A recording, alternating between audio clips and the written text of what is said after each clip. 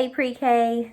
So as I was reading through your distance learning program for today, I saw that an extended learning option was to read Where the Wild Things Are.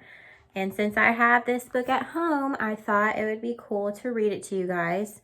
But before I start, I just wanted to remind you guys of what we learned in class through second step of ways that we can calm our bodies before we get to such strong feelings, or while we're feeling strong feelings. So do you guys remember from class what we need to do if we're feeling strong feelings? How do we calm down? So the first thing we would do is put our hands on our stomach and say, stop. And then we would name our feelings. So if you're feeling angry, you would say, I'm angry. And then the last step would be to take some deep belly breaths. So in our story, there's some times when Max probably needs to calm down and he doesn't use a very good way of calming down. So I just wanted to remind you guys of that.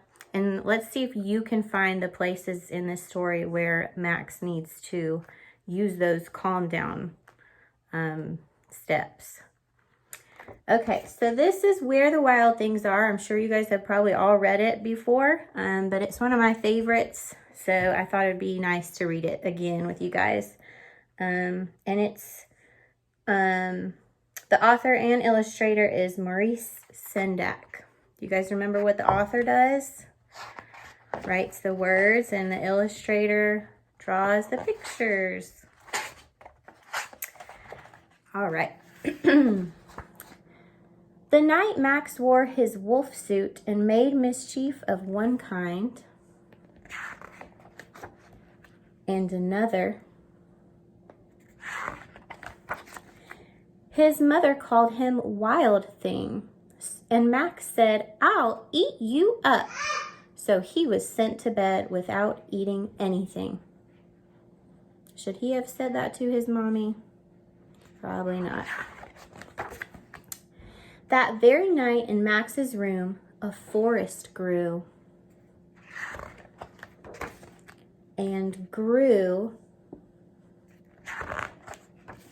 and grew until his ceiling hung with vines and the walls became the world all around. Do you guys think this is happening in real life, or do you think that this story is a pretend story? And an ocean tumbled by with a private boat for Max, and he sailed off through the night and day.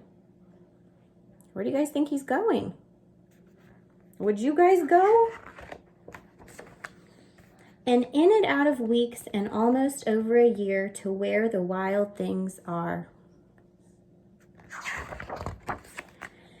And when he came to the place where the wild things are, they roared their terrible roars and gnashed their terrible teeth and rolled their terrible eyes and showed their terrible claws.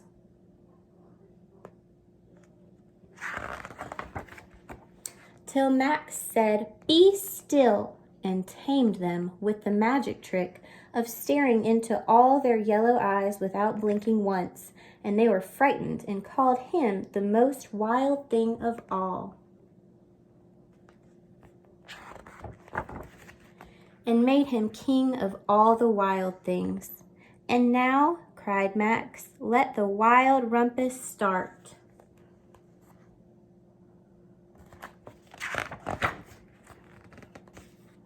What do you guys think rumpus means?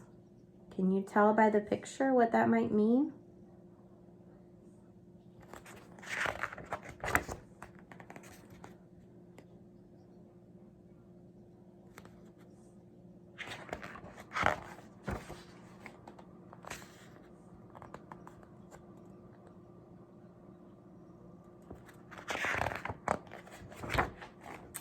Now stop, Max said, and sent the wild things off to bed without their supper.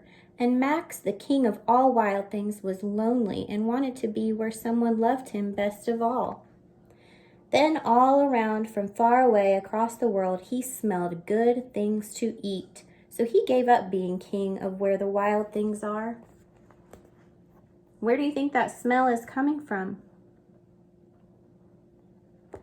Maybe his house? But the wild things cried, "Oh, please don't go. We'll eat you up. We love you so." And Max said no. The wild things roared their terrible roars and gnashed their terrible teeth and rolled their terrible eyes and showed their terrible claws. But Max stepped into his private boat and waved goodbye and sailed back over a year and in and out of weeks and through a day. You guys know where he's going? And into the night of his very own room where he found his supper waiting for him. Do you guys think he was really gone for over a year? That's a long time. And it was still hot. The end.